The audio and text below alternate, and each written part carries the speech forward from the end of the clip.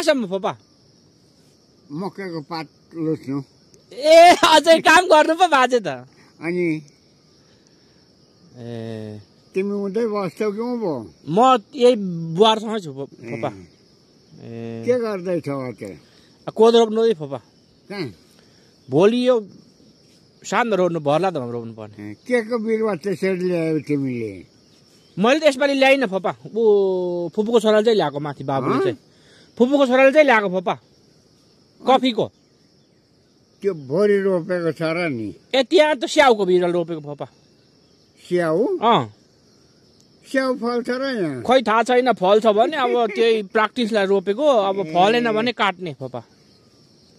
कुन त्यसलाई तिमीले रोपेको फल्यो भने सबैले रोप्छन् हो फलेन भने कोही पनि रोप्दैन हो त फोपा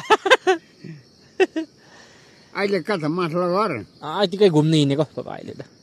के घुम्थ्यौ है परदेखि फोटो यसो कोप्रे परेको बुढोलाई खिच्दा रहेछन् ल ल बाजे ल जानु